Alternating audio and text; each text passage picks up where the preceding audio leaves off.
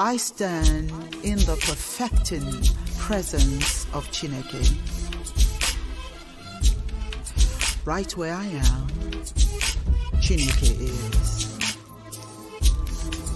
Chineke is in the midst of me, creating divine order through divine love.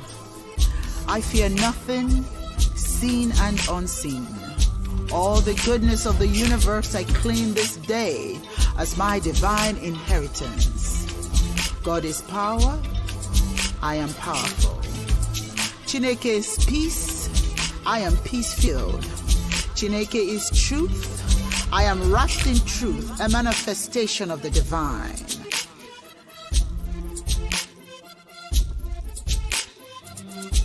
Greater is the power of Chineke in my mind than any condition in the world.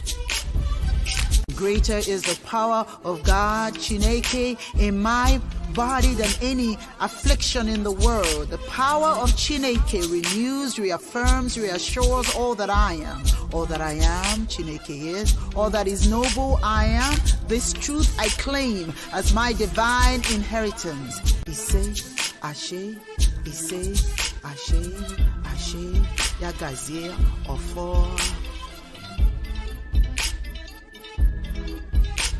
Iyomo mirani anyekele ya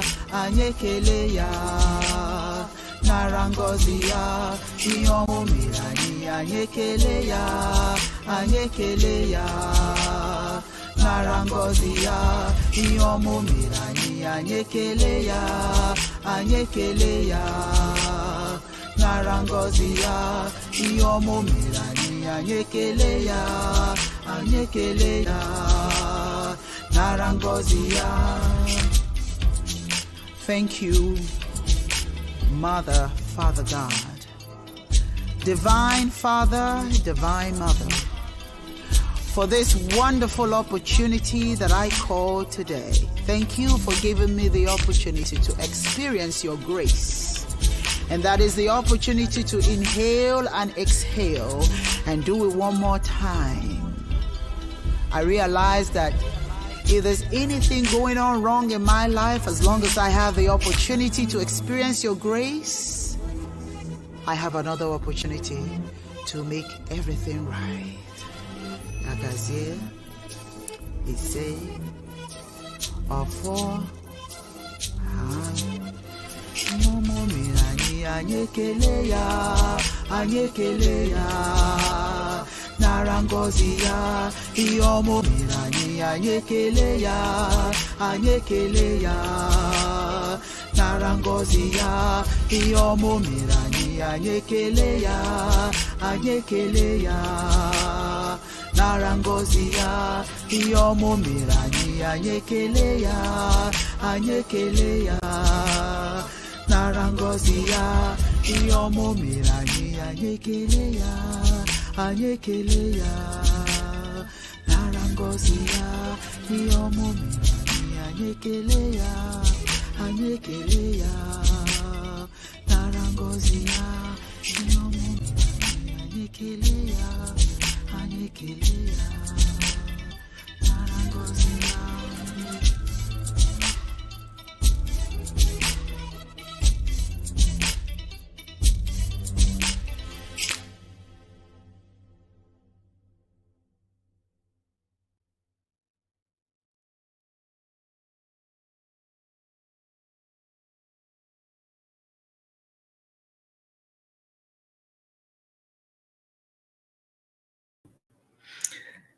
Good morning, day one.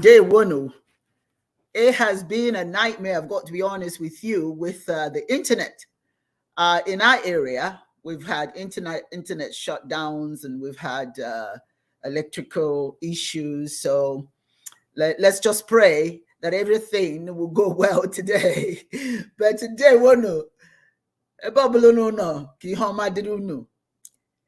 I am so happy to be here today. You know, I'm always happy to be anywhere, any given day. Any day above ground is a good day.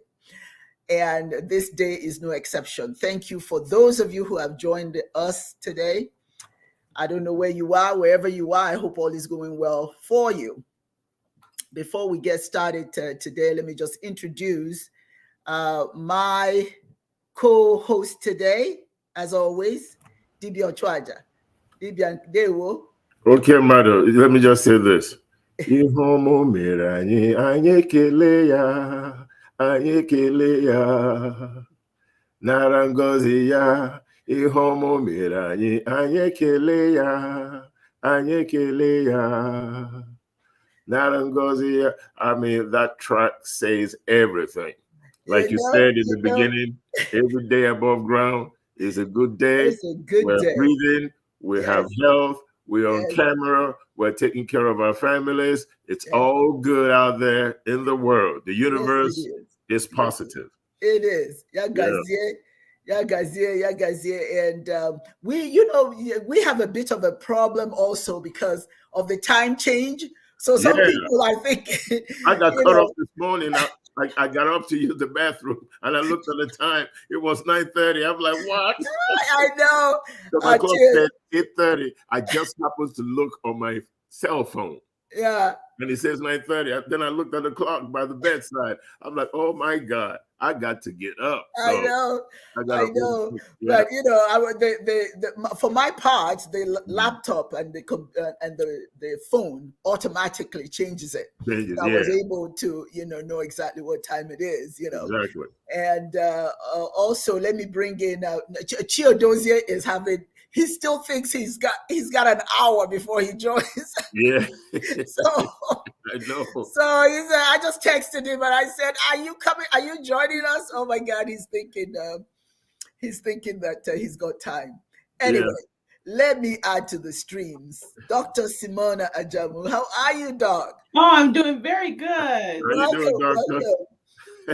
Thank you for joining us. You know, you woke up on time. Some people are still sleeping, you know. Some people are still sleeping, they don't know. But that's okay. That's okay. We're here. I would like us to start certainly by giving thanks and offering a prayer before we move any further. Chineke dalo. Dalo no bochita. Thank you for today. Today we pray. And when we do so, we leave everything at the feet of divine mind. Everything at Chineke's feet. Thank you, Chineke, for today.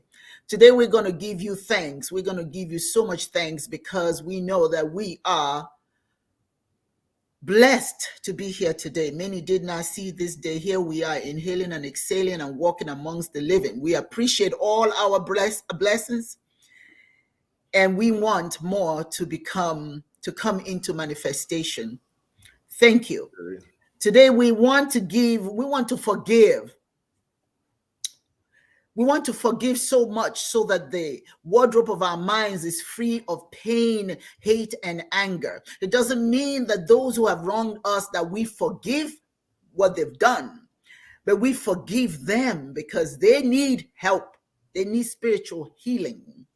And we ask Chineke to touch them and teach them and let them know what behaviors are not acceptable. Today, we must be open and willing to allow Chineke to express through us as us.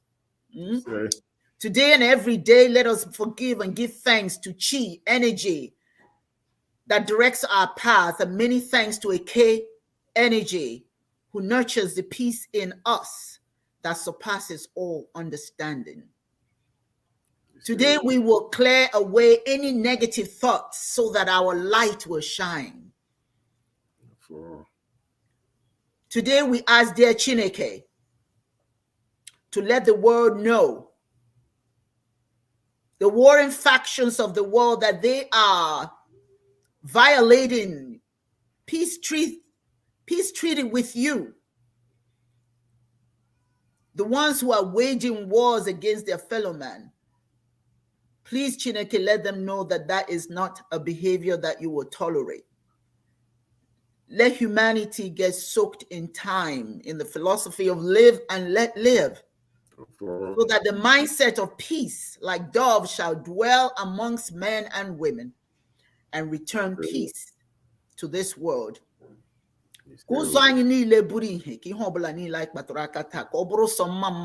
Ụwa niile site n'aka anyị were hụ ihe site ugbu a ruo mgbe niile ebighị ebi. Ise ashe ya gazie otu aka o si dị. Otu aka o si dị. Today we were supposed to have, and I'm sorry to disappoint some of you, but we were supposed to have the Ichie Onu Onyioha, who's supposed to be who's the head of Godian Religion in Nigeria. He was supposed to be with us, but unfortunately, they had 2 deaths. Believe it or not, they had 2 deaths in the family, in the church.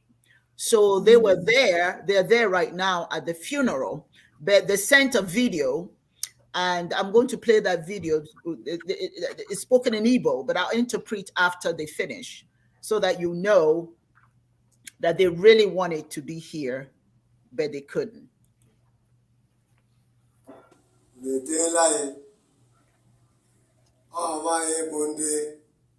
Nzukọ omenala onye anọmakwa ya ugbu a ọya bụ eze ogo African Nkporo nke anọmeka nwa bụ onye isi anyị ndị ichie Godian Religion ndị omenala anyị mụ mkwanụ ọmma bụ onye idetu akwụkwọ ndị omenala ife mere anyị ji esokwa nzukọ nke ịta anyị hapụrụ ndị mmadụ abụọ ndị otu anyị hapụrụ ọịbọ ibe anyị jiri ọnwụ bịa gburuwa kpatara abụọ ndị otu anyị ebe anyị jere izu ụka gasị enyi anyị na-esokwa unu anọkọtakwa ọgbakọ a unu bụ iko nyere anyị aka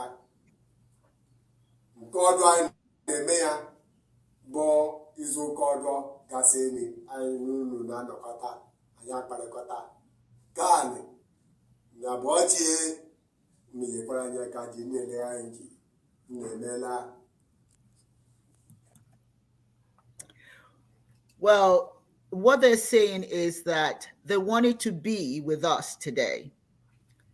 To his right is the king of the village, Ezogu. And to his left is the senior elder of Godian Religion. And he himself is the secretary general of the Godian Religion in Nigeria. Unfortunately, 2 members of the church passed away. And as you see the way they are dressed, they are actually at the funeral of these 2 members. One is the eldest member of the congregation, and the other one is one of the youngest members. So unfortunately, they could not join us today, even though they had intended to do so. But they will be very excited to join us next Sunday, so we can discuss the reason why we had this show today. So, but we're still going to talk about it, but next week we'll bring them in and they can join us. So that's why they're not here today. That is sad, isn't it? To lose 2 people like that, back to back. It has to be difficult for them,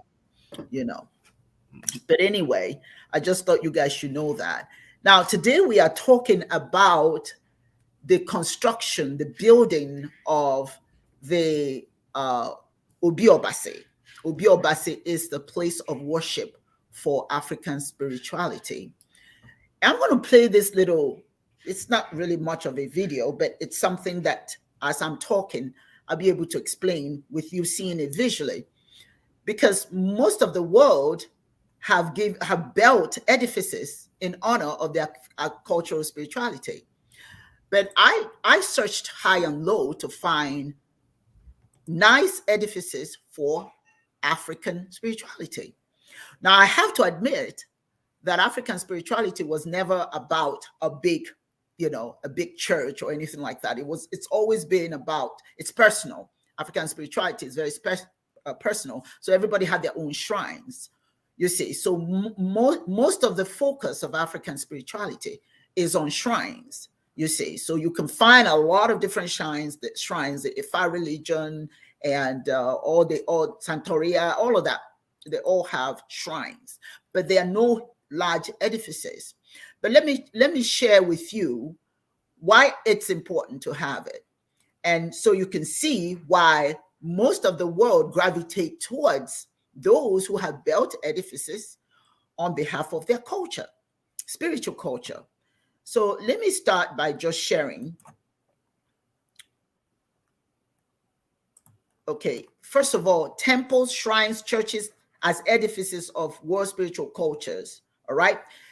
One of the things that it does as well, not only does it attract people to different spiritual order, but it also attracts tourism, all right? And we as Africans don't really have big edifices. Let me share this one with you.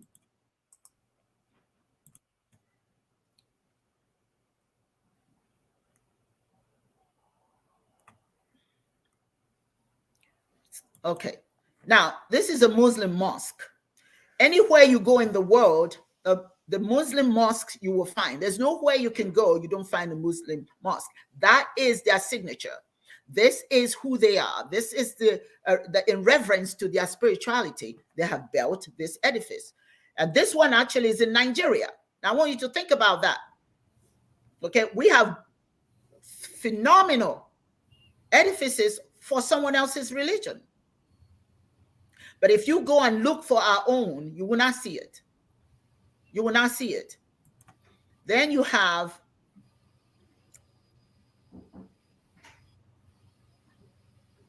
okay, well, this is Christian church. It's European, all right? It's everywhere. And people go not just because of of wanting to be with other people. They actually go because of the aesthetics of the place. You know, it's a place for them to go and be with other Christians, and the aesthetics of the place. All right. Now let's look at another one.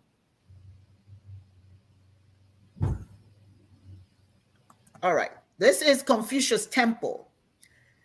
Now everything in this temple, I didn't really go inside of it. I didn't tape to show inside of it. But if you look at it, it's their culture. Most cultural edifices are like this. All right. And they built this for their church, for their spirituality. People travel from all over the world just to be a part of this experience. All right. So it's not just a matter of just building something. They build it because it draws people and it draws membership. People go because it's beautiful, right? So they do that. Now let's see the other ones. Okay, this is a Hindu temple. Just look at the art of this building. If you're Hindu, of course you're excited to see that. That's part of you. That's part of your spiritual culture. You are excited to be a part of it. I can't even, I tried to find how long it took for them to build that, but it certainly was something that really must have taken some time because it's so artistic. Now, Africans are very artistic people. I can't even begin to imagine why we can build something, you know, in honor of our own spirituality. Look at this one, Taoist temple. Look at that. Look at the details of this. All right. And that's an honor. People go there. People travel all over the world to go and see them. All right. Let's look at another one. This is Zoroastrian temple. If you're, yes, for Zoroastrianism. All right. All these are Asian spirituality, but they have built temples in honor of theirs. Let me show you another one. Okay. This is the Baha'i temple.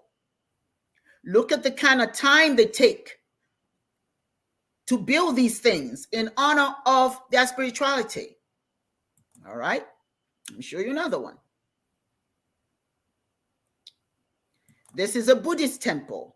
Now, they are not all always this big. You know, some of them are smaller, but they all represent their spirituality, but they glorify it. They make it look beautiful. And let me show you another one.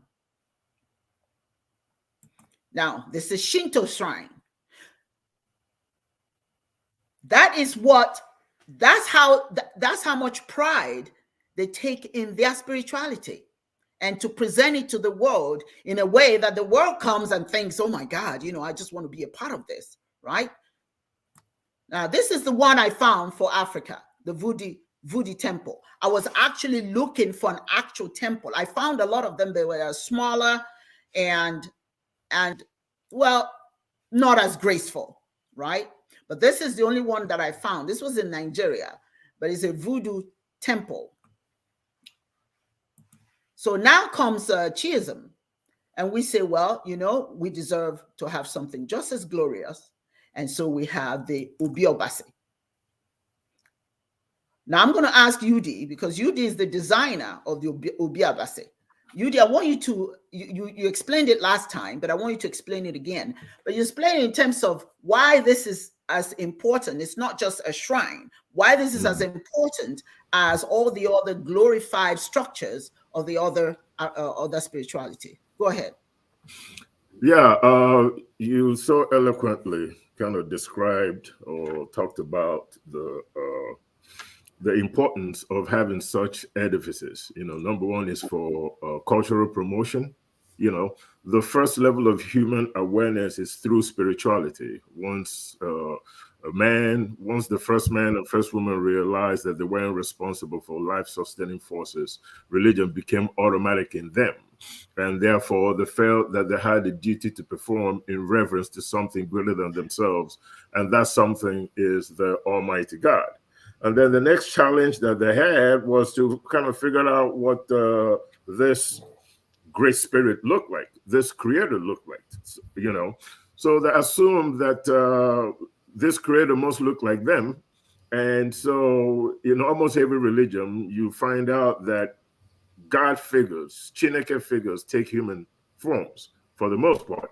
So they fashioned, out of wood effigies, that represented something greater than themselves. Now, those effigies that they fashioned out of wood was not something that they set out to worship. It's a misconception. It is just a way of representing themselves in this higher spirit, and also something that is necessary for psychological focusing. So for our ancestors, it was a personal thing. And so their shrine, a place of reverence where they go to for psychological focusing, to focus on the creator, was something that was far removed from their regular dwelling. So they all created these individual shrines because in ancient Africa, religion was spirituality was a personal thing. It wasn't something that started off as a way of controlling people. It was a way of controlling your personal behavior, but it wasn't a way of controlling the collective behavior, of the village or the masses. So when you talk about edifices, first of all, it identifies a culture. It's also a place designed for pilgrimages where people come collectively to pay reverence to Almighty Chineke. The Muslims did it. They still do it with a Kaaba in Saudi Arabia. If you go to Israel, you have their own grandiose place of worship. You go to China, you have the Buddhist temples. You go to Japan, you have the Shinto temples.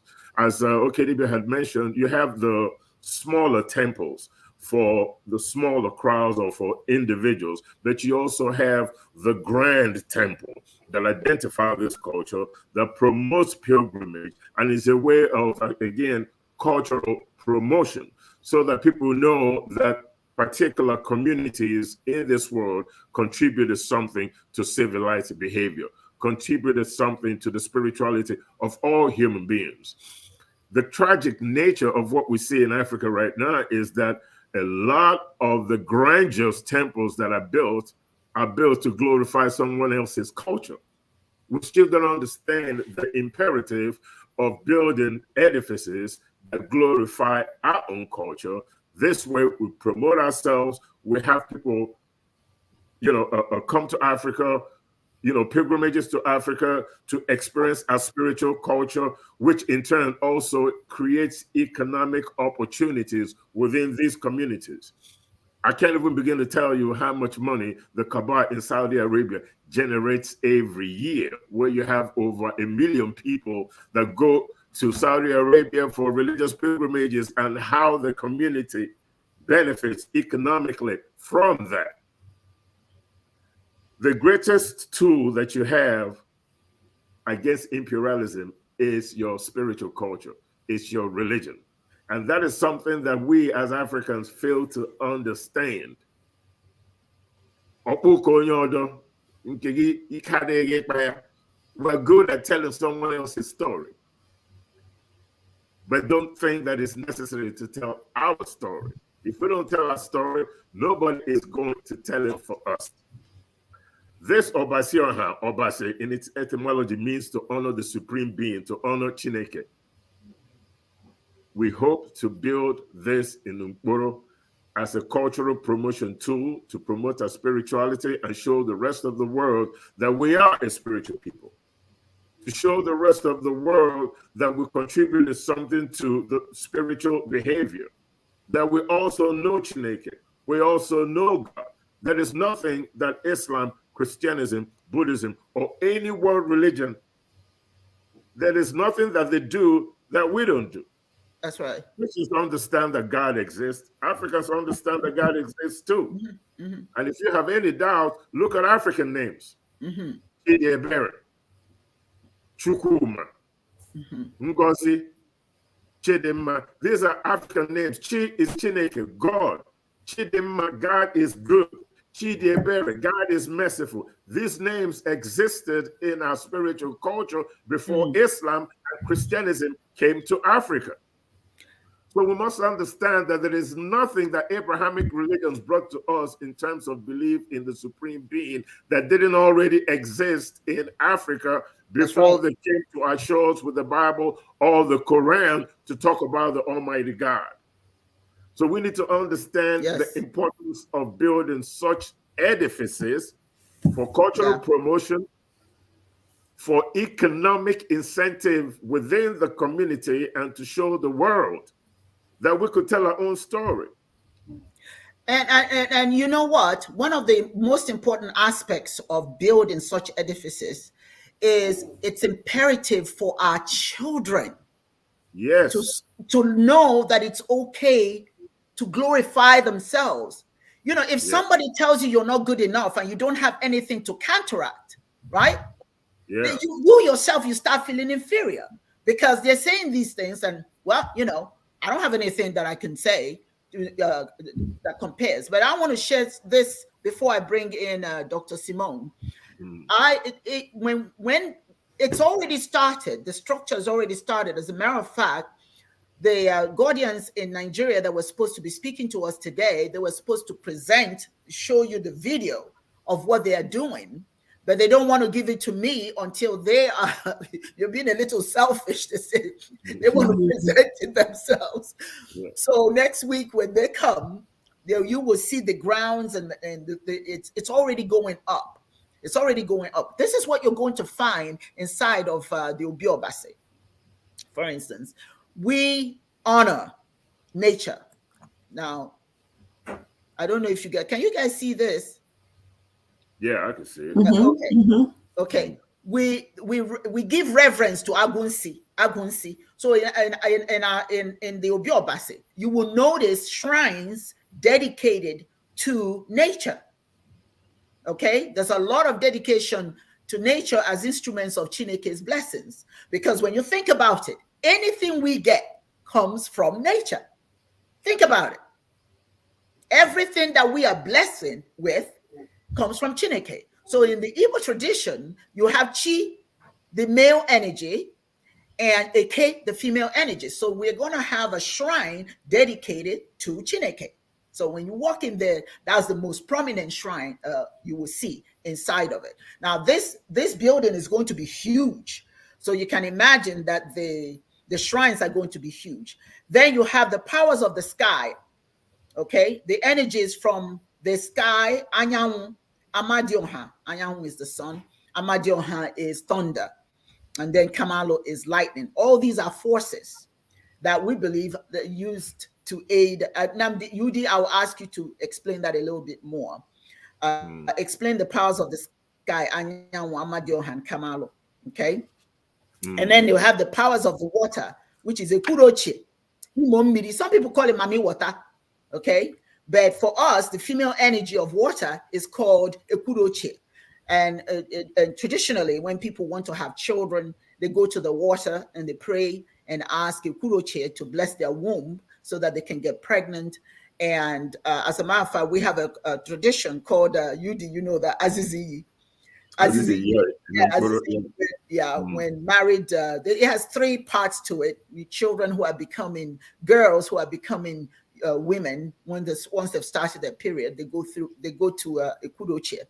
Then those who are, women already, they go there. And then also those who have just got married and they're asking for children. And while they're in the water, if they have to catch fish with their hands. If they catch a fish, then they'll have a son. If they they'll have a daughter. If they catch a crab, they have a son.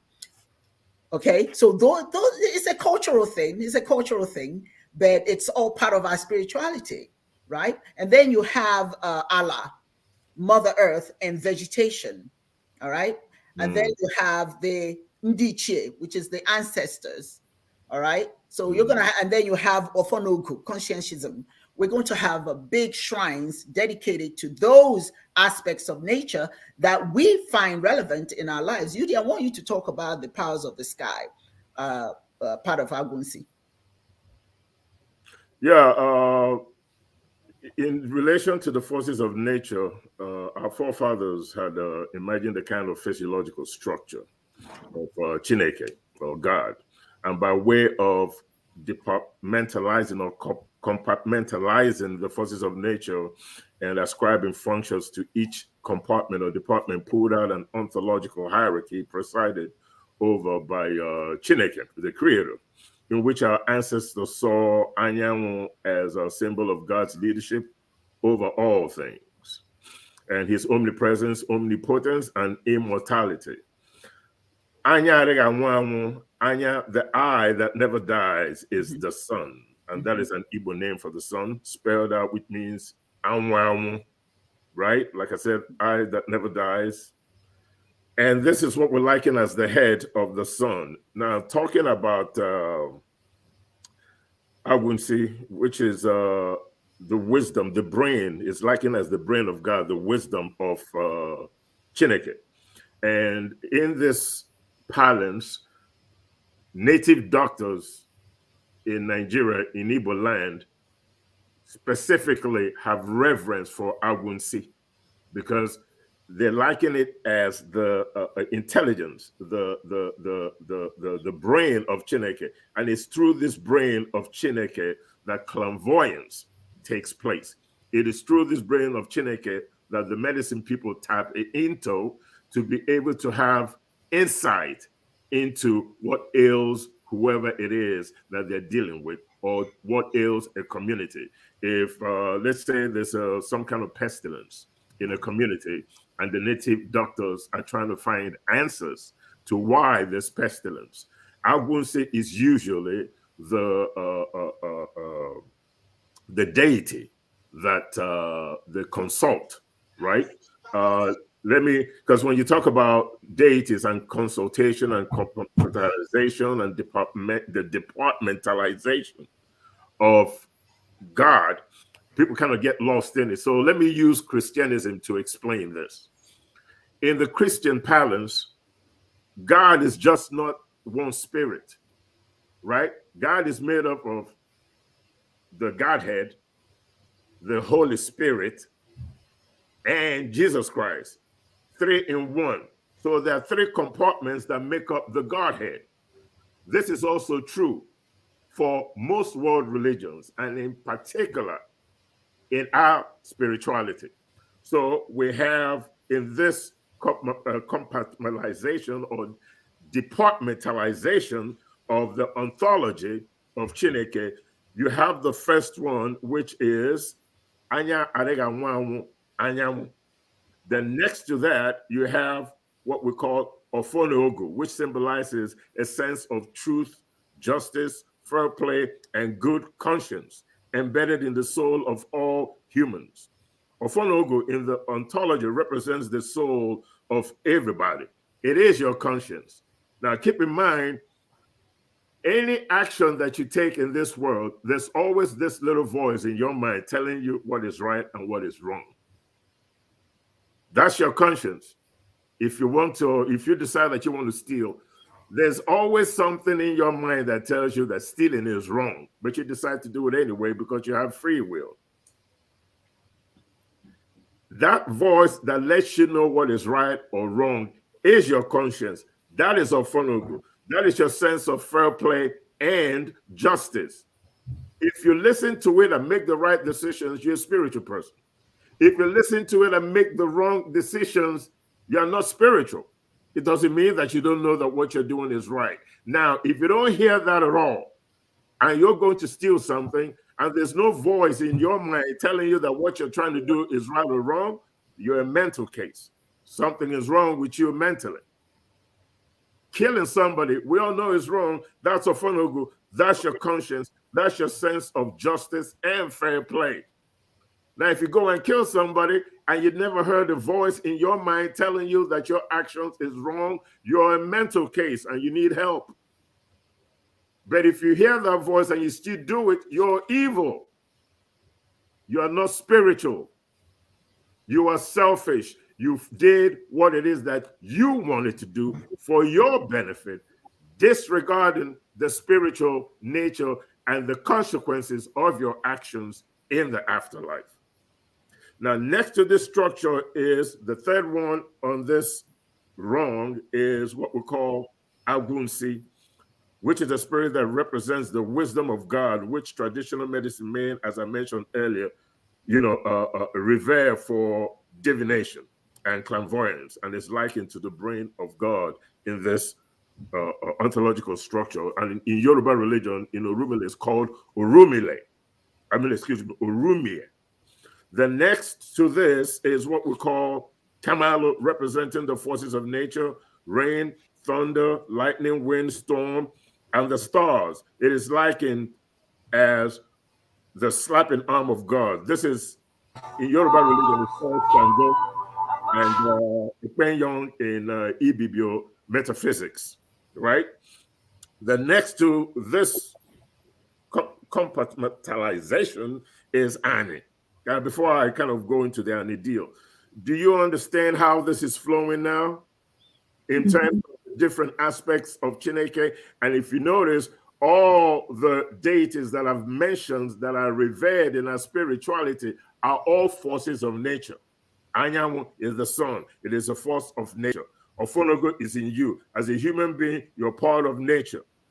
Agunsi, the spirit that represents the wisdom of Chineke, is part of nature.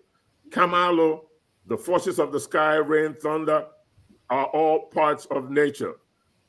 Ani, which is the next rung in this ontology, is Mother Earth, covering the hills, mountains, rocks, everything under the earth is likened as the foot of God, a force of nature. Next to the structure is Ekuroche, as Oke Dibia had mentioned, which is female, and Imomiri, which is male, representing the living waters, the streams, the rivers, the lakes, the seas, the oceans. Respectively, in Yoruba religion is called Oshun and Olokun. Ndem Abasi in Efik Ibibio, and Onu in Ijo, it is likened to the bosoms of God, from which God's milk of kindness continuously flows to suckle and sustain life. Next on this rung is Fijoko, which is the spirit that is responsible for the totality of all vegetations. Emphasis on agriculture. In Yoruba, it is called Orisoko, and in Vodou, not voodoo, the voodoo is a Hollywood, corruption of voodoo, which is vegetation, right? That's what Vodou is, V-O-D-U. The French represented it as voodoo, and of course, that's where voodooism is coined as an African religion, but it's actually voodoo, made famous by Hollywood, right? Next thing you know, you see the voodoo guys with the paints and the evil spirits and all that, and the lady in the theater is screaming, ah, all that kind of stuff. That's where that comes from, right? But understand that voodoo is a French corruption of vaudou, which is vegetation, the deity responsible for the totality of vegetation. So when you hear vaudou or you hear voodoo, understand that it's not anything bad. Voodoo does not mean magic spells and witches and wizards. It is just a misrepresentation of vaudou, which means vegetation. So understand that. I think it's very important that I clear that up. So far, you can understand and see that all these different deities in this ontological structure that I've talked about are all forces of nature responsible for sustaining life. This is how we look at African spirituality. We are not removed from the forces of nature, because without the forces of nature, life will not exist. And at the bottom of this rung are the ancestors that exist in memorial. It is said that you cannot know where you're going until you know where you've been. And it is our ancestors, right? Is our pathway to the past, to the present, and the future. It is because of our ancestors that we are here. Whatever it is that we understand about life, whatever it is that we're enjoying today, whatever vision that we have for the future is because of our ancestors. They are part of our existence, and so they are part of our reverence.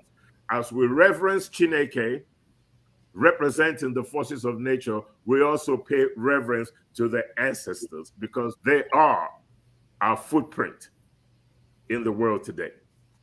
Thank you. Wow, wow, wow, wow. Excellent, excellent presentation. Love it, love it.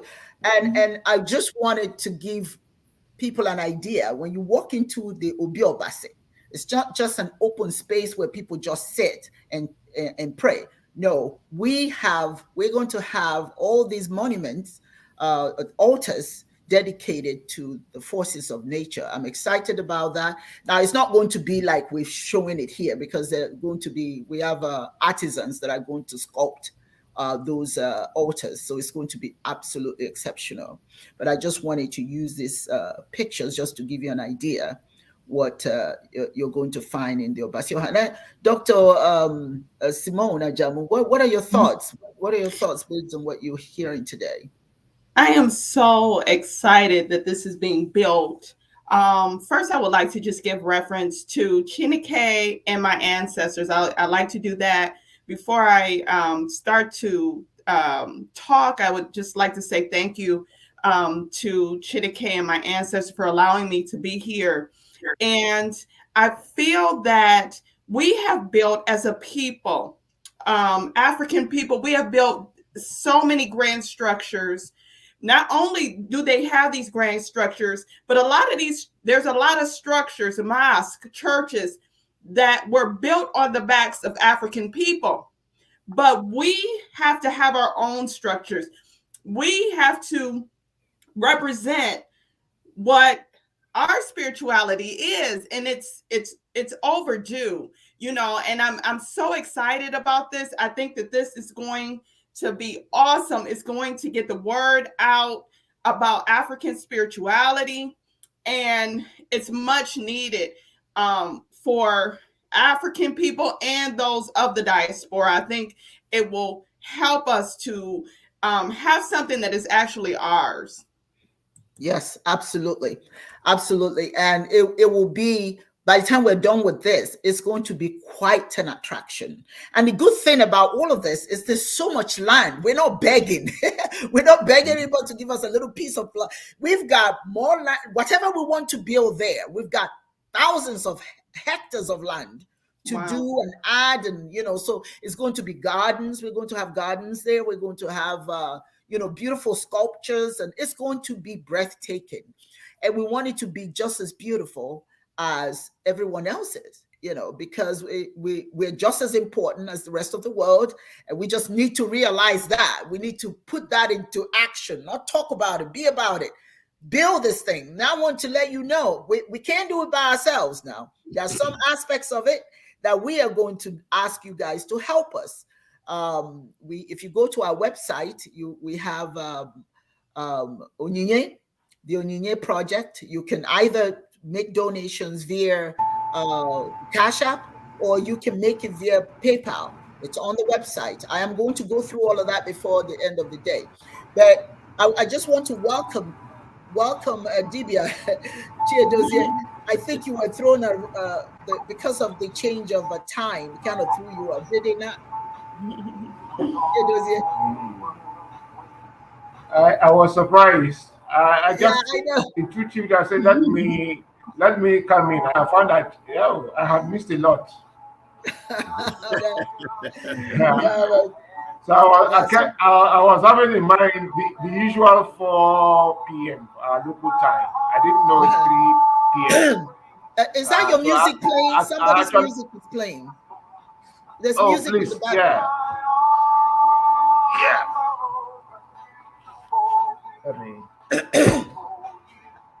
So it's going to go off. Somebody's going to put it off now. So I didn't know it's meant to start 3 p.m. today. I'm sorry for that. I actually left my house at 3 p.m. thinking, I started strolling here, thinking I was in time. But something intuitively, I said, let me just come in. And I found that the program has been on. Dibia Ochuaja, I salute. So I'm coming for more knowledge, you, because we are students for life. Students for life. Yes. I'm telling Yes. you got it, man. You got it. Yeah. Especially those of us who are coming from the high roof of Western civilization back into our culture. Yes. So let me ask you. I salute. Let me ask you, Yeah. Dibia Chiedozie, what are your thoughts on what you just heard? I know you came in a little late, but thus far, in terms of the importance of edifying our spirituality, what are your thoughts? Chiedozie. Well, I think, yeah, can you hear me? Yes, we can. I Go hope ahead. you can hear me. Yes, we can. Go Yeah. ahead. So for me, I've always said that our ancestors have a better comprehensive understanding of the universe, uh, ourselves in relation to our environment, immediate and remote.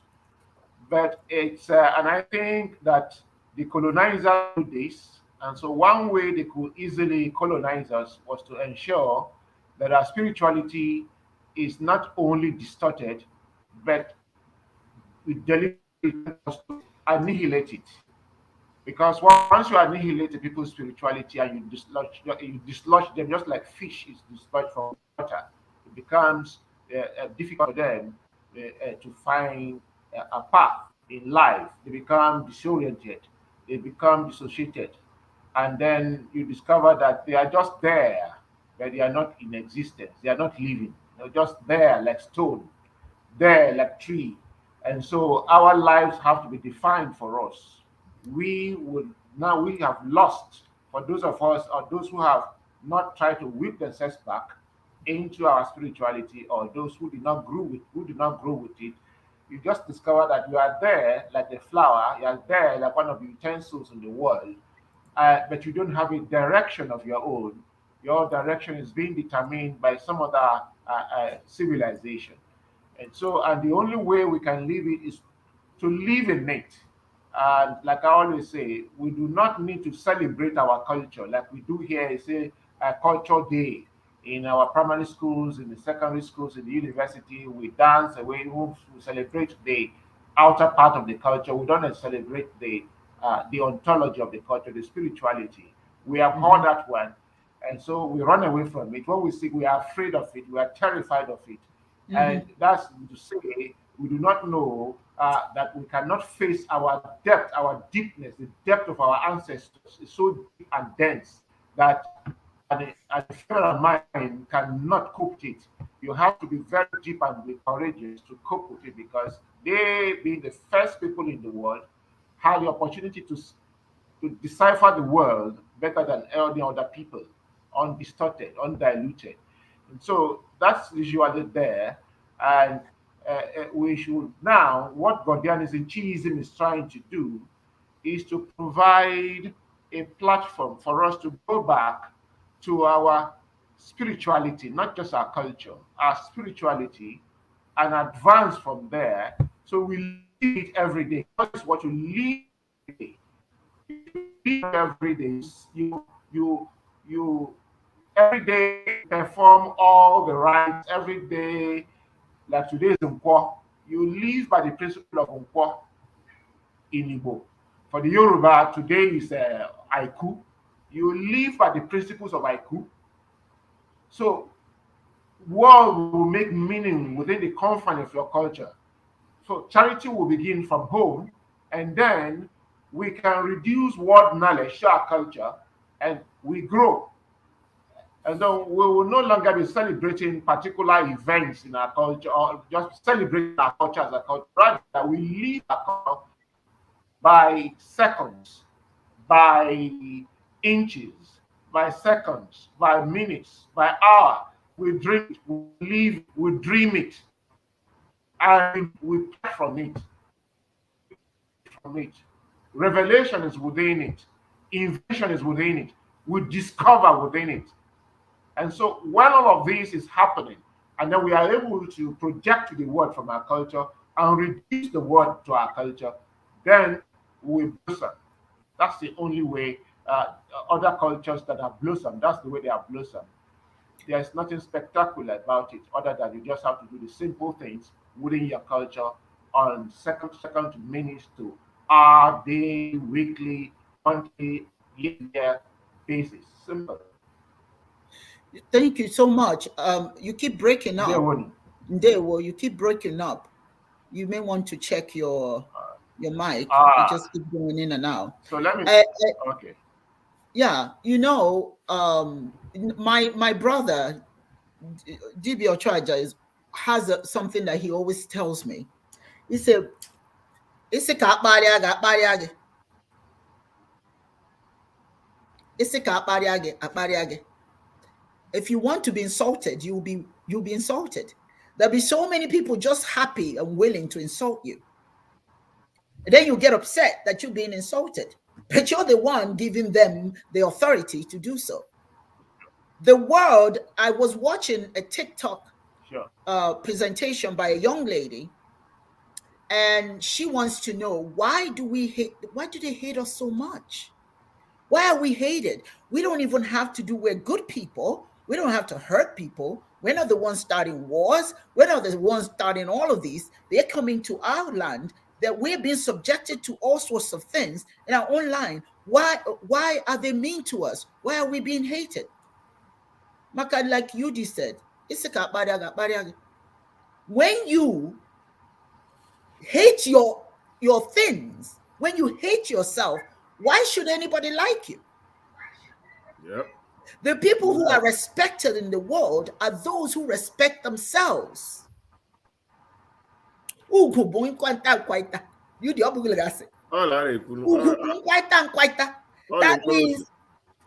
means that what is that word? Respect is reciprocated. That's reciprocal. You cannot ask for respect from people who don't respect you when you don't respect yourself. You don't like the way you look, so you bleach your skin. But you want them to like you. Really? You don't like your hair, so you make it, you straighten it out, you burn even your scalp is on fire, but just so you look different. But you want them to respect you. I don't get it. If you want respect in this world, start respecting yourself, start building yourself, and most importantly, do so for the children. Do so for our young people, because they are the future. If these kids are lost, we will be lost. It's generational. What you plant today is what they are going to reap and replant.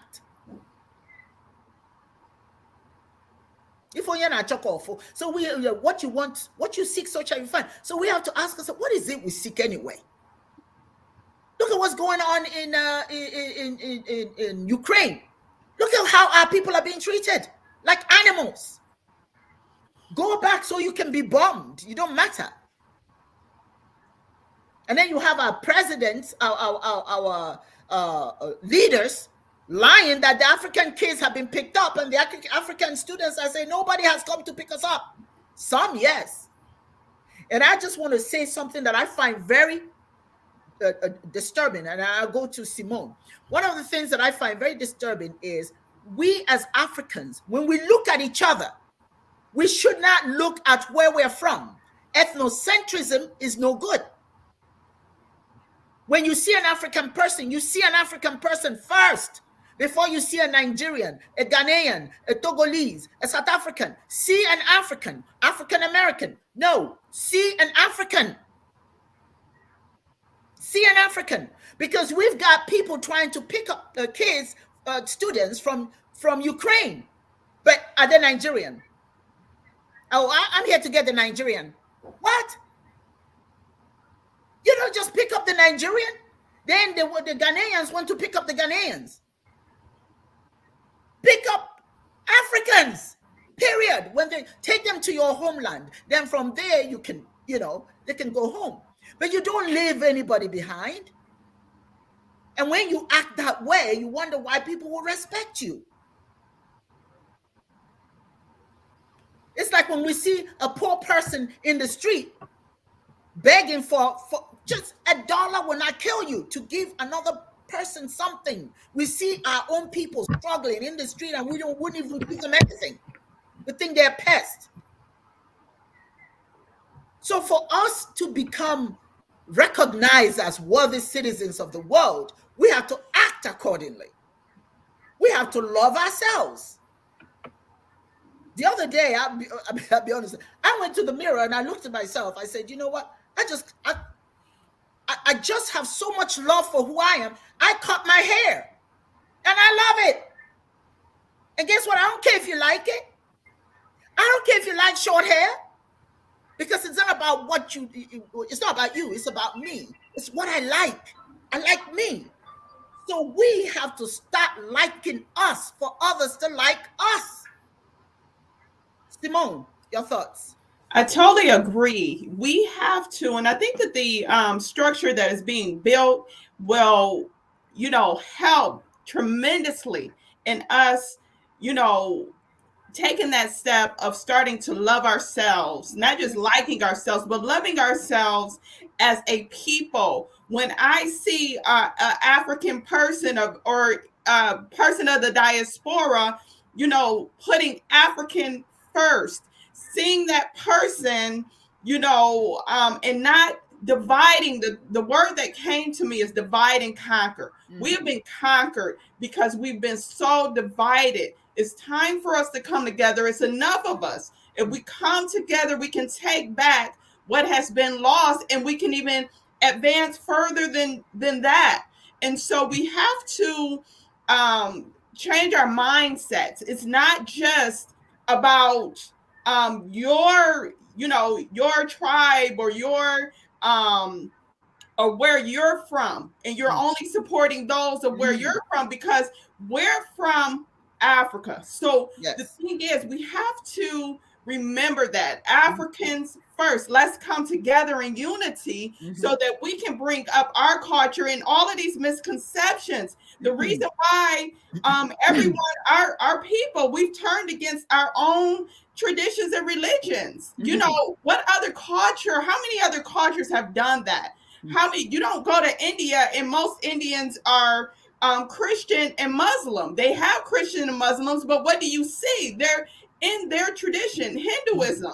We have to be able to come together. We have to start loving ourselves, loving our traditions, stop thinking that our traditions are evil, and come together. And I think this is going to be a good start. Building this structure is going to be a great start to that. And so we have to learn, because I really believe collectively that we have very low self-esteem as a people, because we're trying to take from everything else. When we have such a rich and beautiful culture, we have talented people. A lot of people have taken from Africans. So we have to remember that a lot of people are looking for us because we're so creative, we're so smart, we're so talented. Chineke has really blessed us. And so we must remember that, to try as hard as we can, that when I'm looking at my sister or I'm looking at my brother, my African sister or brother, that I'm looking at myself, so that I can have more self-confidence in myself, and not to look down, but looking that we can bring each other up and we can be on top. Whatever we need, we can provide for our own community, for our own, we can provide as Africans and come up. There's so many misconceptions about African spirituality and things like that. But when the truth comes out, and this is going to help the truth coming out, when the truth comes out, it is going to bring so much power to our community to connect back to our spirituality. So I think this is really, awesome. And I think it's something that is well needed. And again, we just still have to love ourselves. I know you mentioned, Auntie, your excellence. I know you mentioned about the fish, and I was just thinking back. It's funny because my you know, my lineage and a lot of my grandparents and my family are Christians. They only knew really Christianity, but they had a lot of things that, you know, they had a lot of things they did. Now I'm finding out that lines up with the African tradition, the African spirituality. Because when you talk about fish, I remember my auntie telling me, she said, when I dream of fish and I dream of birds, I know someone is pregnant. I remember my 6-year-old, my second born, I bought a fish. The next week, I was pregnant, and it was a girl. So it kind of, You may want to stay away from the fish. yeah. So I said I haven't bought a fish since, even though I've had children. I said, but I said, you know, I better not buy any fish. And now I'm looking at the crabs too. But I said, you know, I have enough children now. Chineke has really blessed me. So I said, you know, enough with the children. But and I named the fish was blue, and I named the fish Divinity of all things. And then the next week, I find out I'm pregnant with my now 6-year-old. So, you know, we have to connect back, you know, and know where these beliefs and things like that. I know being here in America and having lineage of African American or Foundation American, you know, we have so much that has been passed down that's from Africa and not even knowing it was passed down from Africa. Mm-hmm. Thank you. Excellent. Eugene, your thoughts? You want to add to that? Yeah, I mean, this is an imperative. It really is. Yes. All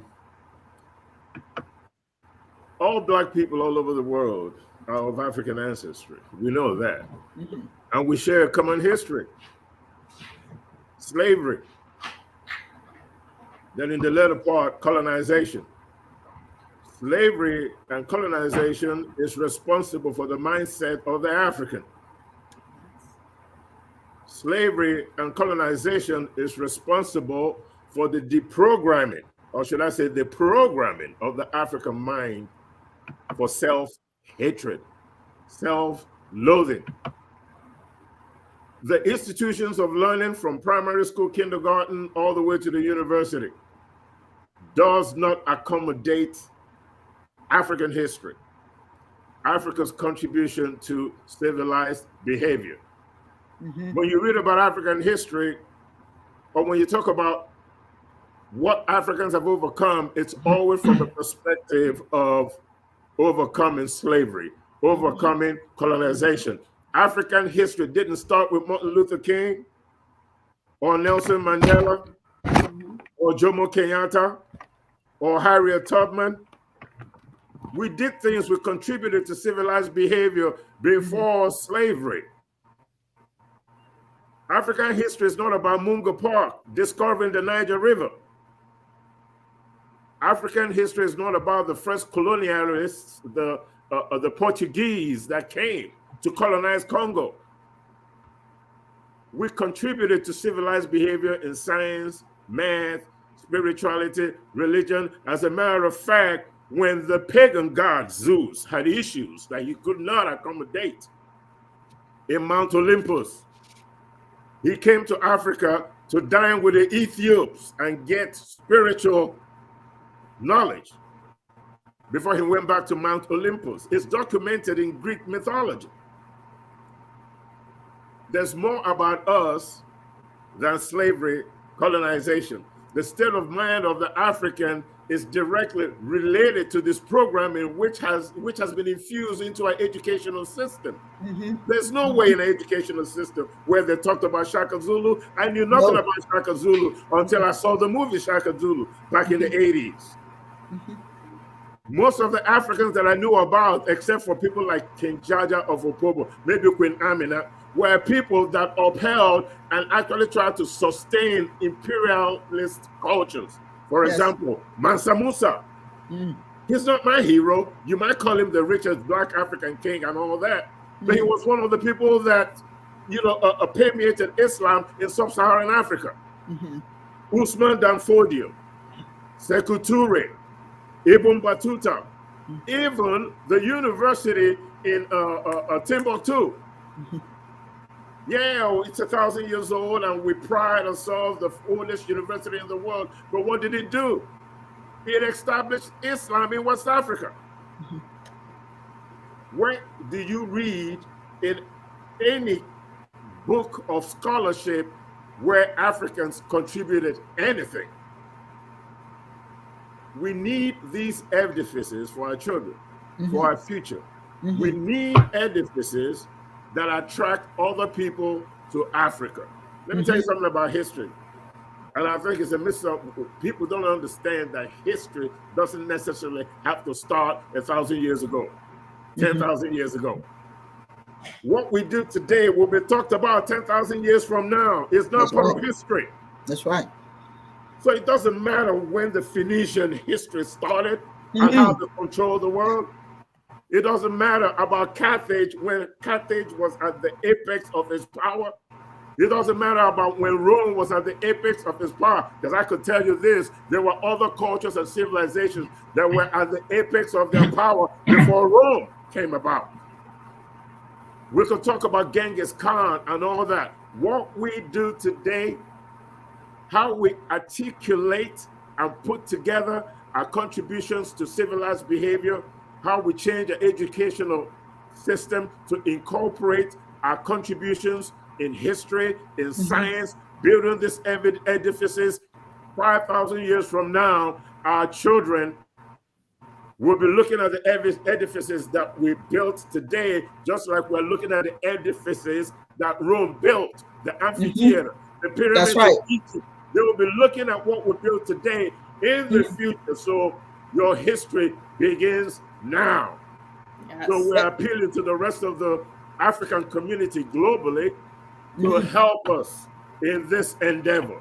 African Americans, Jamaicans, Africans in the motherland, Haitians, Africans in Europe, wherever we are, understand the imperative of this exercise and this endeavor. Let's come together, support Global Faith Ministry of Chiism, support Godianism. Let's put this thing together for the next generation so that 1,000 years from now, we'll be talking about it. Thank you. And you see, that was one of my problems, trying to find our own edifices. I couldn't find anything looked like anything. Yeah. You know, as I indicated earlier, we are more focused on the on shrines, the altar, and all that sort of that. And that's good. That's good because that personalizes spirituality. But if you want to function at the same scale as the rest of the world, you've got to have your own something that people will come up and look at. You know, something spiritual.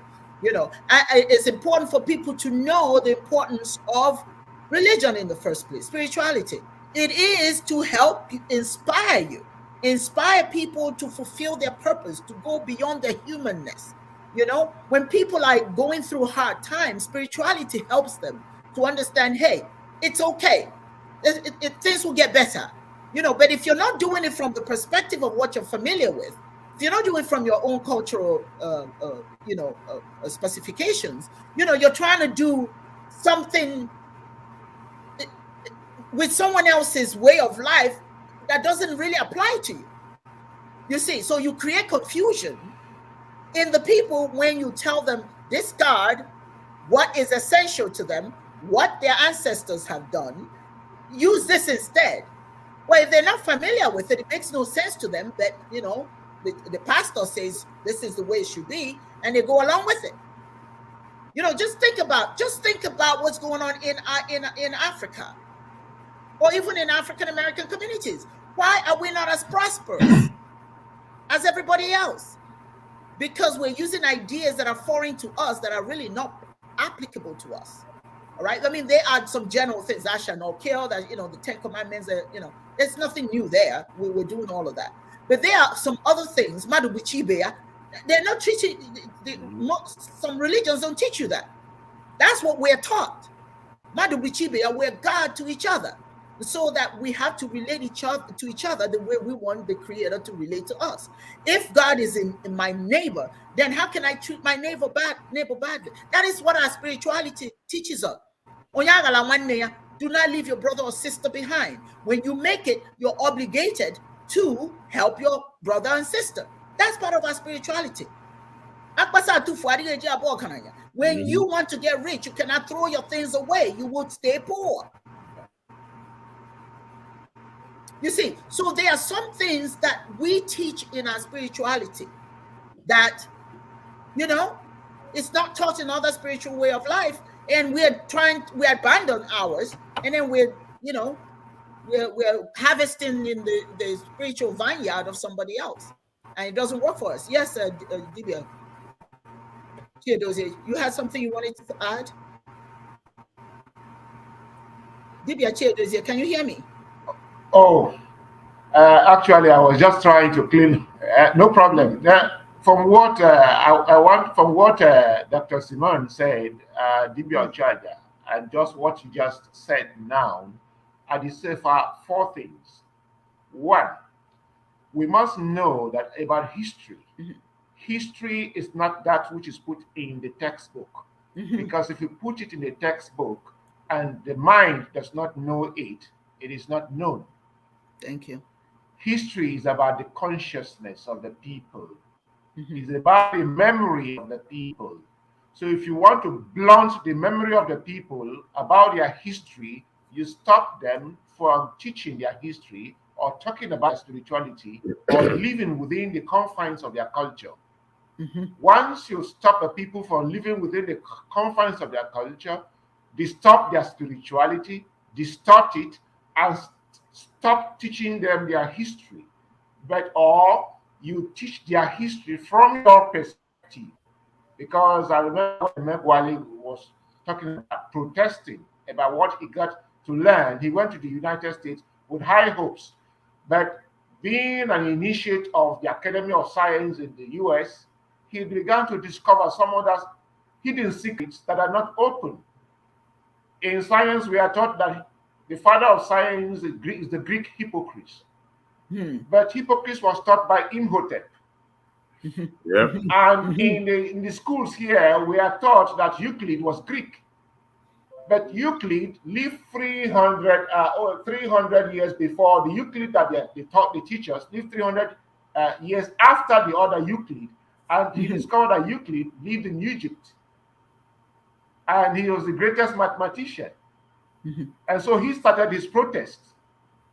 And then that is why he wrote in one of his lectures in the Black History Night, he said, we have been playing the warrior while others have been playing the writer.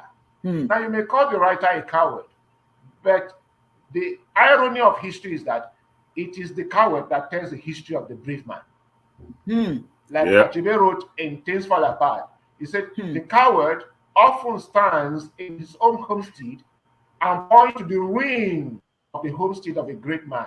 He said, there once lived a great man. Like the story of Okonkwo was told by Oberika, the coward. So we have been playing the warrior, and we have left that of the writing about our actions to that of other civilizations. So they have painted our history from their own perspective. And we should know something, that history means his story, not my story. So if history is about the people's consciousness, it must never be told about me by another person. It must always be told by me to my children. Because when I tell the history, I am from my consciousness. I am telling it from my spirituality. I am telling it from my ontology, my beingness. If other people tell my history, they tell it from their own spirituality, from their own consciousness, and it can never be mine. So that is one thing we must know. Then, and that's one thing Chiism is trying to achieve for us. And then the other side that is going back on us is that Pan-Africanism is dead here in Africa. I can imagine some 20, 30 years ago, Africans in Ukraine did not happen. Some years ago, when the likes of Zik, Oke Onyioha, when they were there, because Sikhism he brought this general broad of Pan-Africanism with the Nkrumah, and then Oke Onyioha brought in the spiritual aspect, so that wherever you see an African, you see a brother. Wherever you see an African, you see a sister. And then by the time the fellas are gone, Bob Marley and the reggae musicians, today Afrobeat is about fanciful things, about bikinis and muzzles and money. Same thing with reggae music. So those musical things that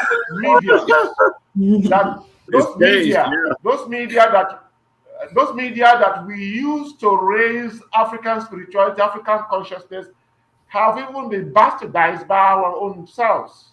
And so, and that's why literature like the Achebes, the Shoinkas, the Cyprenequencies, Ayikuyama, why did they write the way they wrote?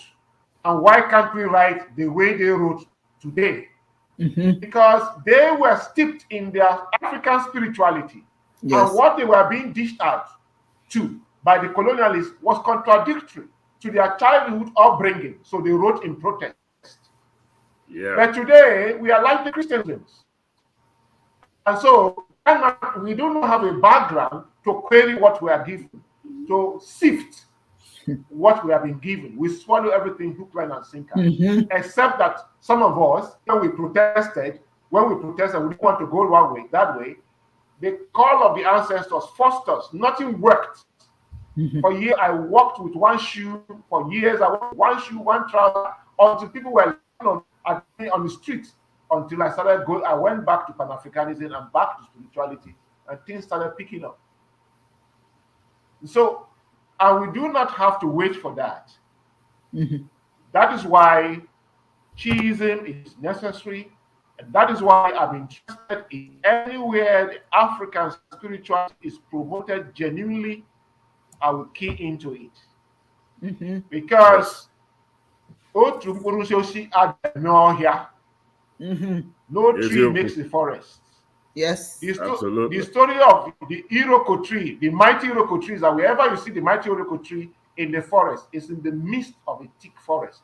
Other trees are shielding it. So before calamity gets to the Iroko tree, other trees have taken share of it. If we expose the Iroko tree to all the hazards of weather and erosion like other trees, it will fall. So we must learn until we go back to our spirituality, then we will now practice Mbikota Bondo, Mbishaste Bong,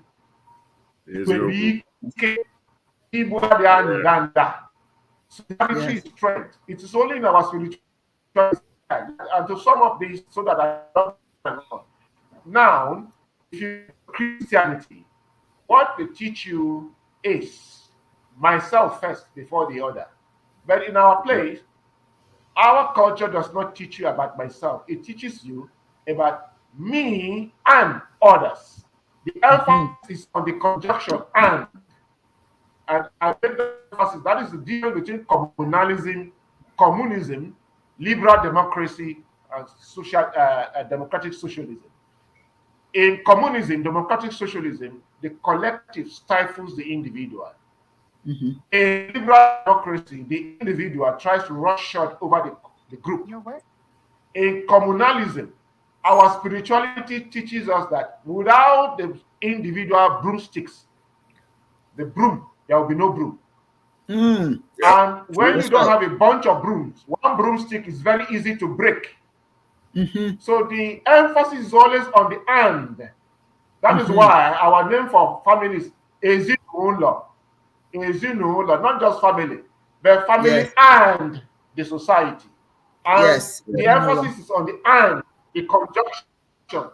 So our society was not an I society, it was not a we society, it was I and we and I society. The emphasis is on the and our spirituality is the heart of it. So once we are dislodged from that spirituality, we cannot bring back that togetherness on Islam, on Christianity. We do not understand these principles. That's right. Thank you. Very good. You know, there's a song there's a song that my mother told me this, how some little kids were embarrassed about African cultural things, you know. She was trying to explain to them what it was, and she wrote this song specifically for the children. You don't know, you probably know this song. She wrote it for them to let them know to take pride in who they are.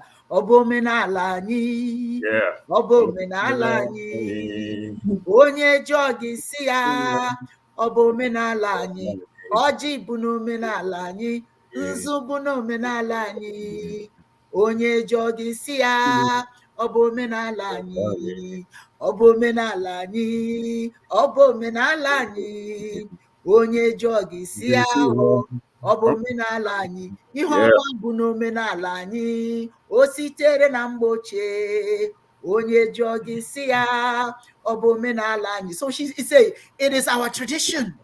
It is your culture. It started many years ago. If anybody asks you, tell them it's your culture.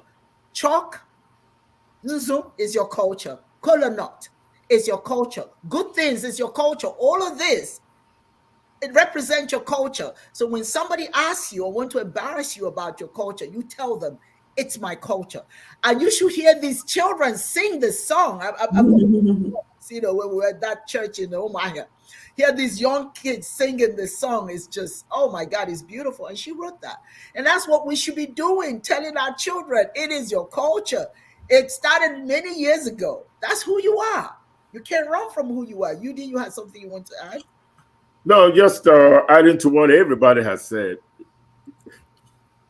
You identify world communities based on one thing and one thing only: their culture. When you talk about the Japanese, what do you talk about? Shinto religion, way of the samurai. You talk about China, you talk about Taoism, Buddhism. Yes. Karate. Yes. Karate is Kung Fu. Karate is Japanese. Kung Fu. Yes. You talk about the British. What do you talk about? Christianism and this unequivocal pomposity.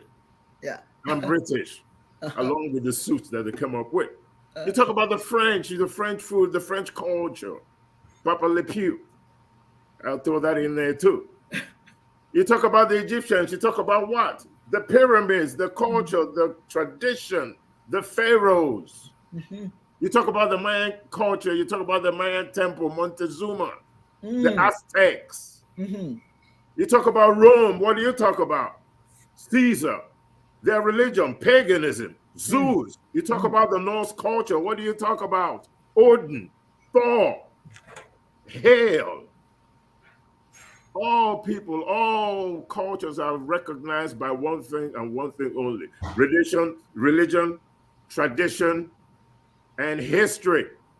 We have to do the same thing. When you talk about African history, we're always talking about Islam. We talk about the infusion of Christianism. We talk about Bishop Ajayi Crowder. What contribution is that to the opulence of the African and the way we're viewed? Why should we be viewed from the context and understanding of other cultures? We should be viewed as Africans. What we contributed. How many people know that in Abreba there's something called the Msude pyramids? I'm sure Dibia Chiedozie knows about that. And it was in existence until the 30s when the bulldozed it down. We had some edifices. Some of the compounds of the Benin's are still there, not quite as grandeur, but if you go over there, you can still see some of these ancient buildings out there. There are some of them that have been eaten up by the weather, by time. There are great cities, their walls are still standing, but because of the lack of education in terms of building up ourselves, we have failed to preserve some of these cities and edifices that actually exist right now. That's right. They are there, covered by the earth, covered by the forests, rotting away. Some of them are 1,000 years old. They're still there. But there's no concerted effort within the African community to resurrect these things, just like some of the Mayan temples in South America. The Brazilian government had to go back in there, along with, expatriates from outside for scholarship reasons, to be able to excavate, right? Carthage was burned down, but through excavation, some of Carthage has come back to life. It's not everything that we see today that just stayed the way it was. Some of them were resurrected by archaeologists coming together to sift through the debris, to sift through history and resurrect these things and bring them back to life. So maybe through an educational system, maybe through programs like this, we have to keep having these conversations. We need to change the way we think. We really need to change the way we think, the way we look at ourselves, understanding that there is nothing about the African, there is nothing about African culture that is inferior to anybody else's culture. Chinese people talk about their culture with a lot of pride. So do the Japanese. So do the Europeans, Belgians, Swiss, South Americans. Not all of them. Dibia Ochuaja. Yeah. Anam Goku. Akum diro bhani. Yeah. Akum diro bhani is a proverb that says my wealth lies not just within me, but outside of me. Yeah. Okay. We need to readopt that. Akum diro bhani. The only way Africa will rise is if Africans see the need for fellow Africans to rise. And that's part of what our spirituality teaches us. Self-love. Self-love, community living, community life, love those in the community. And one of the things that is upsetting to me, and I'm sure you probably find that as upsetting, anytime there's something bad that happens in an African enclave, you don't see our people rushing about. You don't see them with the hashtags. No. Right? But don't let something happen in Europe somewhere. My brothers have hashtag Ukraine, hashtag Britain, hashtag this. How about hashtag what's going on in Nigeria? Yeah, Boko Haram. How about hashtag? How about Boko Haram? That's going on there. The Congolese, there've been so much wars in the Congo. How about hashtag Congo? How about everything that impacts us? Listen, we have to sing our own song. We have to sing our own song. Nobody's going to do it. And when you do it, you hold your head high. And you don't back down. This is who I am. You're not being racist. This has nothing to do with racism. It has everything to do with survival. There is no pride in you have everything and your mama is naked in the street. There's no pride there. It is our responsibility to uplift ourselves. If I have $1 and I walk down the road and I see, if I need to buy something and I see somebody who needs that $1, I have to ask myself, and I'm not being funny here. I have to ask myself, who needs it more? This hungry person or me? What exactly am I going to buy that I can't do without? But I will go and buy. Some people will go and buy that stuff they really don't need, and they see a man or a woman starving. Your own people starving, and you don't give them that $1. But our spirituality teaches us that. We are supposed to help each other. We're gods to each other.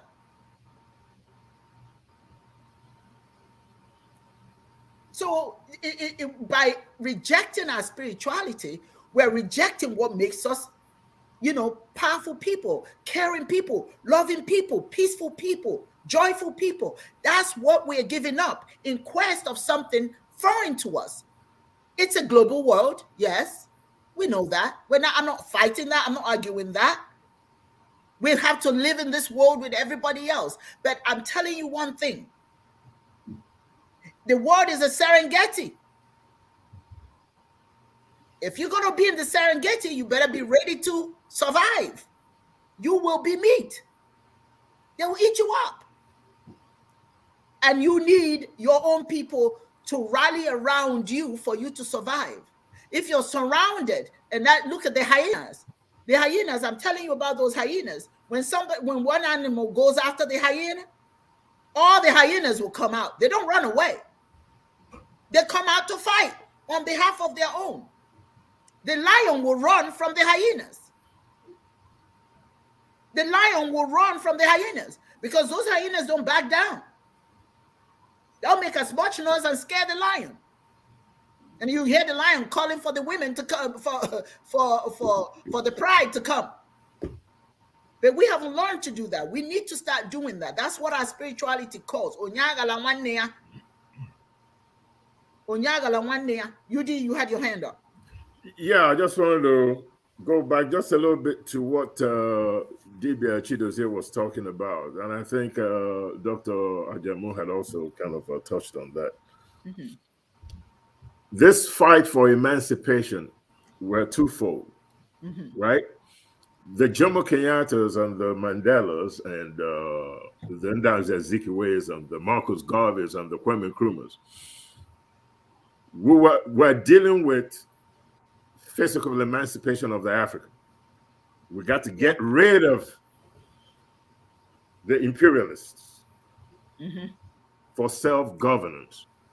Mm-hmm. Also understanding that the mind also needed to be emancipated. Mm-hmm. So you have the Pan-African mindset, mm-hmm. Godianism, Igbo National Church, the spiritual wing of the NCNC being the political wing, mm-hmm. Godianism being the spiritual wing of it.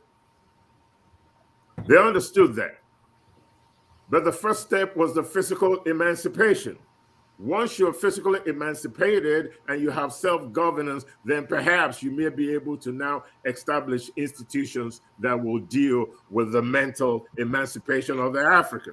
Yes. So that we can understand that we've always been capable of original thinking and deprogram our minds from these foreign religions and way of politics and economic systems and things that corrupted our way of thinking. Mm-hmm. It doesn't mean that you don't evolve with the rest of the world. There's something called cross-cultural pollination, right? Where you borrow mm-hmm. things from other cultures and add to yours, but you don't throw the baby out with the bath water. Mm-hmm. There are certain things that are imperative and central to your core as a people, and you must maintain those things.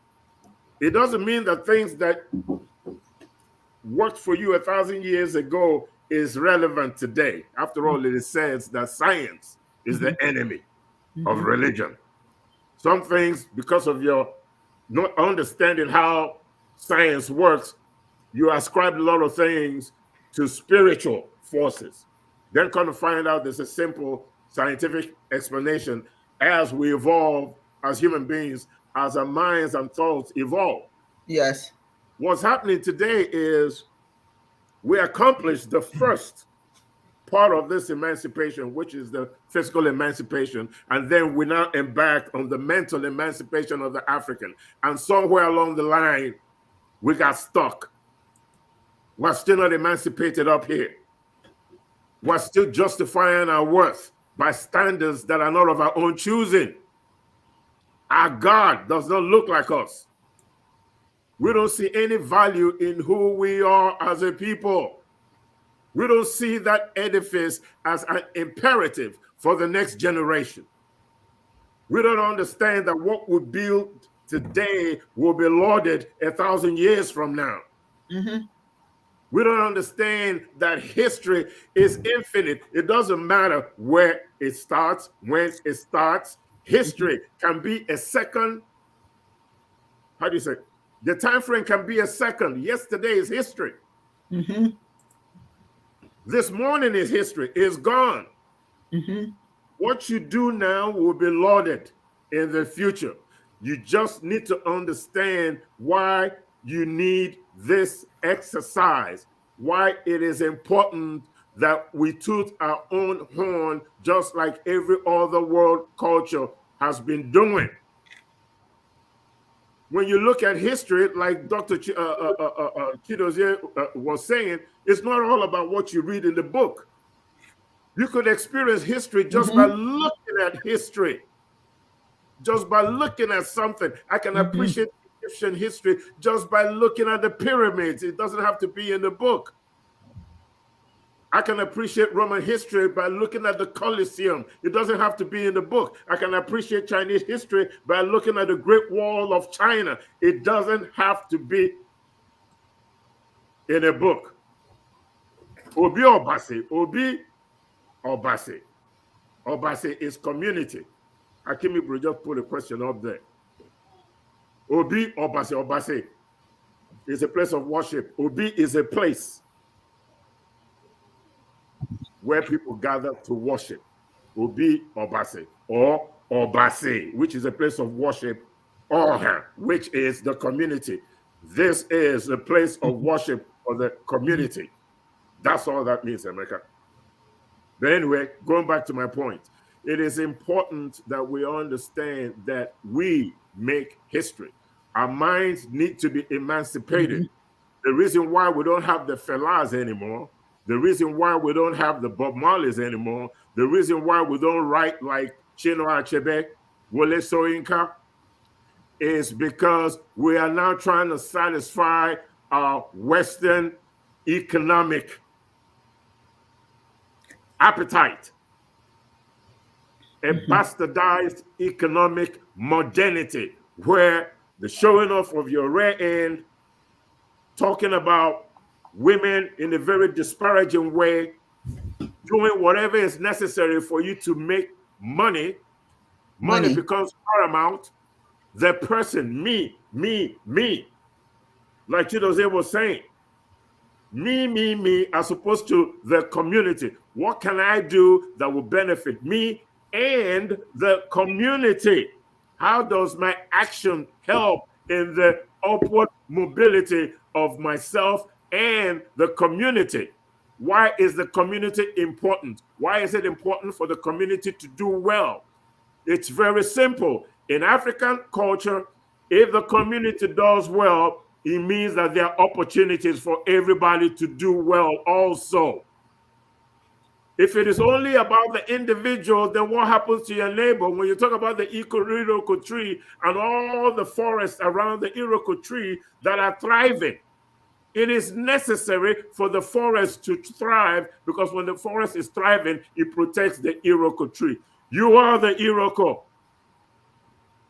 I don't want to build a house with a Rolls Royce, 30-foot walls, palatial 8, but then I'm afraid to step outside my gates, because when I step outside my gates, somebody is after me. I want to be able to drive my Rolls Royce, build my palatial estate, and when I step outside, I am happy to know that the people around me also have the same opportunity to get what I have. That's what's important. If you go into a fight, you don't go into a fight with your fingers open like that. When you bring your fingers together, you will strike a mighty blow. Maya Angelou. This is what we need to be like the fist. They're African American. They're African on the mainland. They're African in the Caribbean. They're African in Europe. They're African in Asia. We need to come together so that we could strike a mighty blow and build an edifice that glorifies our history, our culture, our religion, and our ancestors for the next generation. That's right. Thank you. Thank you so much. You know, there's a song that they used to teach children. When you listen to children in Africa, those who have not been introduced to anything outside of themselves, you know, they're playing Kaije Kaije Monyatu Legu, Kaije Monyatu Legu. You know that song. So let's go together. Nobody should be afraid. We are together. We're working together. We need to. I think when people say that you are too African, what does that mean? It means you're too Chinese. You're too African. No, it's true. People tell you, you know, once they say that you are too African, that means that you're rebellious, There's something negative about that. But nobody says to a white person, you're too white. Nobody says to a nation, you're too Asian. It's all embraced. But us, you kind of don't want to be too African. Don't speak all that African stuff. What? Simone, you wanted to say something. Yes, I think that, see, what a lot of people don't realize is that slavery is not over. Our minds are still, we're still enslaved as a people. And a lot of people don't realize that. Yes, some of the physical enslavement for different regions of the world, we're just getting out of slavery. And then for even as the African Americans, a lot of things we're just getting privileges for. My grandmother's generation, just having the opportunity of going to school and getting her education. She went from an 8th grade education to a bachelor's degree. So we're just getting some traction. But the worst thing, they have our minds because we're still in the church, we're still in the mosque, we're still listening to the teaching of. And I learned this from when I was just a little girl. The Jews are the chosen people. So where does that leave me as an African? Where does that leave me as an African? So we have to connect to something that will give us pride, which is our tradition, which is our African religion. And they know that will give our community power. That is why they support the churches. They want to keep these institutions in place to keep us down. Because anytime you think another culture of people, European, lighter skinned people are the chosen people of God. We're talking about Chineke. There is something wrong with that. I remember myself, I was so conditioned into this mindset that I was given to the Jews in Israel. Come on now. I think about it and I'm saying, what was wrong with me? But I was conditioned. I was conditioned to think, and they told me, if you give to a Jew, you'll be more blessed. These are things that are still being taught in the church. They're going around and they want the Jewish prayer cloths. Now it's into all of this Jewish stuff. They want the prayer cloths that the Jews, duplicating the Jews, and people, just like my teaching, and they don't understand how dysfunctional that is to think that a person outside of you is the chosen people of God. That is why we have to get back. This is so important. And if it offends people, it's just like me. God led me to this spiritual journey, but I asked God the prayer that I had because I knew nothing about African spirituality. But the prayer I had is lead me to the truth. And I ask anyone out there, if they're listening to this and they're a Christian, ask God to lead you to the truth, because that mindset that another culture of people is above you, is favored by Chineke, is favored by God. That is the wrong mindset. That is why we have low self-esteem in our communities. We have to change that. Well said. We have to change it. This is so important. Yes. I know I'm here and I want my kids, I'm teaching my kids about their original religion and it not being a mystery. My grandmother, my grandmother's grandmother, I named my daughter after her. And I named my daughter after her because they said she was a Christian, but everything she was doing and learning about African spirituality was African. She made medicines for the community. She was the top, she was the main person they went to train their animals. They thought of her like a Pocahontas because she was so good with the animals and so close to nature. But she could not, no one will admit that the things that she was doing was African, derived from her African roots. but I'm bringing it back, and I'm stopping it Yes. from where I'm at with my children. Yes. That's right. I Show. say, Well said. I like the part. I that's like the right. part about. Let me just say this real quick, in 1 second. I love the part where you talked about God's chosen people, right? As if the rest of us are a mistake. We talk about how omnipotent, how omnipresent God is, and the world is perfect. God doesn't make any mistakes, blah, blah, blah. And yet, of all his creations, he chose one particular tribe of people as his favorite. If that's the kind of God that we're all worshiping, then I don't want no part of that God. Yes. Because obviously, that God does not appreciate me as its creation. Yes. I'm a mistake. I don't measure up to the Jews or whoever else you want to call his favorite people. Folks, what Dr. Simone just said really captures everything that we're talking about here. Do you want to accept that you're inferior? Do you want to accept that you're a mistake? Do you want to accept that God prefers one human community over the other? Do you want to accept that Africans are inferior, Chinese are inferior, Amazonians are inferior, even the Europeans are inferior, the Asians are inferior, and that the only people that God loves are the so-called chosen ones that you read in your Bible? I don't think so. Yes. Absolutely. Absolutely, Yeah. absolutely. You know, I want to read what some of the individuals are, and then I want to ask you, the audience, if you have any questions that you want us to answer for you, please type it, and we'll be sure to answer it.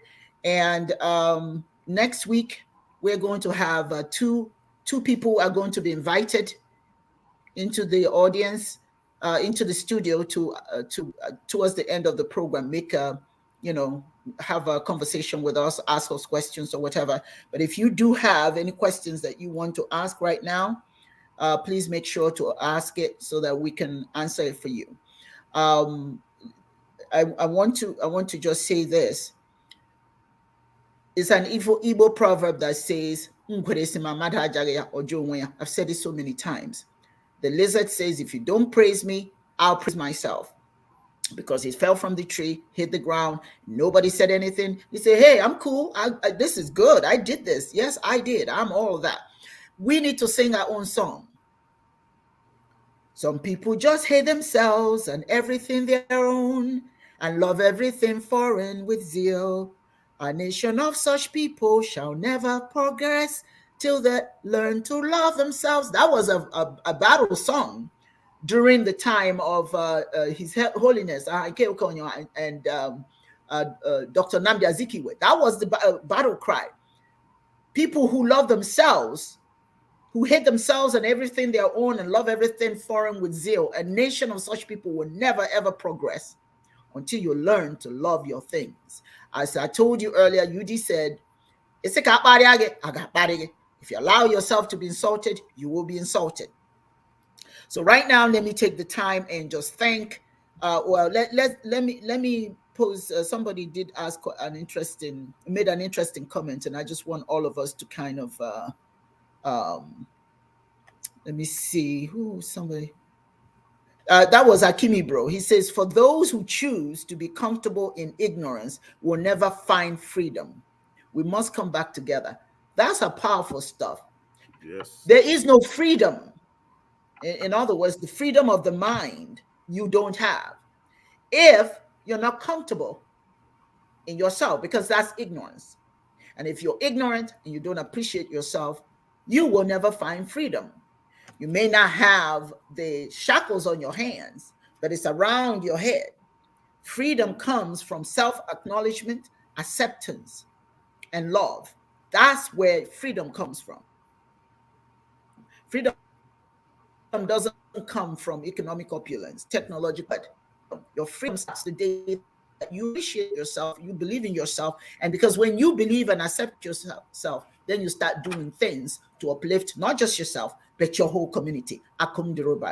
Everybody in your community grows if you acknowledge that you're good enough and you have the capacity to bring them along. All right. I want to thank Nosferatu, who's always joining us every single Sunday. Thank you. Your support is immeasurable. We appreciate you. Akimi, bro, what can I say about you? You are something else. Thank you for joining us. It's so wonderful when young people join. Divination, BOT. Thank you for joining us again today. Let's see. Charles Ikuna, thank you. Kafani Kwame Anu, thank you very much. Kelena Ko Osimiri, thank you for joining us. Nightbot, there's so many of you. I love you all. We are so grateful that you joined us. What I want to let each member now, you have Chiedozie, you have 1 minute to end to add your ending comments, please. Yeah, I just wanted to give a bit more information on what Dibia Ochuaja said about the Jewish God.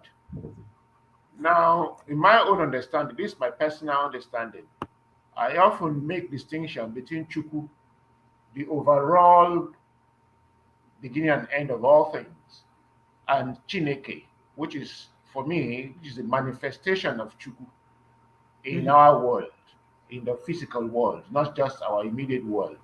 Now, each people, for them to advance, have to create their own version of Chineke. And what the Jews have done is to create Yahweh, which is their own Chineke. And he loves the Jews with passion. And the Jews love him with devotion. And so they are chosen people for Yahweh.